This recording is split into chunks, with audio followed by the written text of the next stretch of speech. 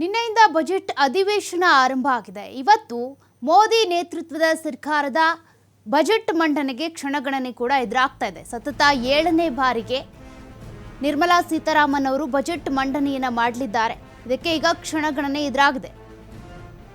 ಬಜೆಟ್ಗೆ ಒಪ್ಪಿಗೆಯನ್ನ ನೀಡಿದ್ದಾರೆ ರಾಷ್ಟ್ರಪತಿ ದ್ರೌಪದಿ ಮುರ್ಮು ಅವರು. ಅವರ ಹತ್ರ ಹೋಗಿ ಇದಕ್ಕೆ ಸಿಗ್ನೇಚರ್ ಮಾಡಿಸ್ಕೊಂಡು ಅನುಮತಿ ಪಡ್ಕೊಂಡು ಬಂದಿದ್ದಾರೆ.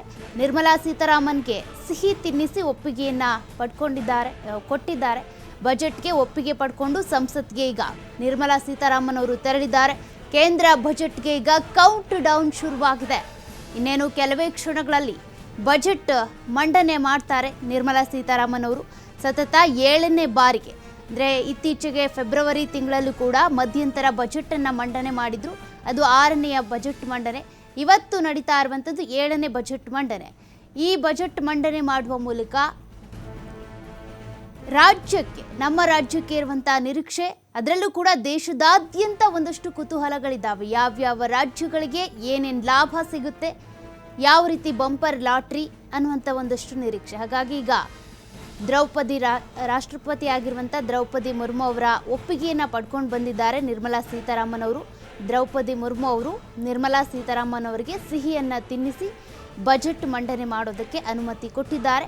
ಬಜೆಟ್ ಮಂಡನೆಗೆ ಈಗ ನಿರ್ಮಲಾ ಸೀತಾರಾಮನ್ ಅವರು ಕೂಡ ಸಿದ್ಧರಾಗಿದ್ದಾರೆ. ಇಬ್ಬರು ಕೂಡ ಸಿಹಿ ತಿಂದು ಈ ಬಜೆಟ್ ಮಂಡನೆ ಮಾಡೋದಕ್ಕೆ ಅಂತ ರಾಷ್ಟ್ರಪತಿ ದ್ರೌಪದಿ ಮುರ್ಮು ಅವರು ಒಪ್ಪಿಗೆಯನ್ನು ಕೊಟ್ಟಿದ್ದಾರೆ. ಇವತ್ತು 7ನೇ ಬಜೆಟ್ ಮಂಡನೆ ಜೊತೆಗೆ ಈ ಬಾರಿ ಪ್ರಧಾನಿಯಾಗಿ 3ನೇ ಬಾರಿಗೆ ಆಯ್ಕೆಯಾಗಿರುವಂಥ ನರೇಂದ್ರ ಮೋದಿಯವರ ಮೊದಲ ಬಜೆಟ್, ಅಂದರೆ 3ನೇ ಅವಧಿಯ ಮೊದಲ ಬಜೆಟ್, ಇದು ಸಂಪೂರ್ಣವಾದಂಥ ಬಜೆಟ್. ಹಾಗಾಗಿ ಇದರ ಮೇಲೆ ಬಹುತೇಕ ನಿರೀಕ್ಷೆಗಳಿದ್ದಾವೆ. ವಿವಿಧ ರಾಜ್ಯಗಳಿಗೆ ಯಾವ್ಯಾವ ರೀತಿಯಾಗಿ ತೆರಿಗೆ, ಅನುದಾನ ಯೋಜನೆಗಳು, ಅದೇ ರೀತಿಯಾಗಿ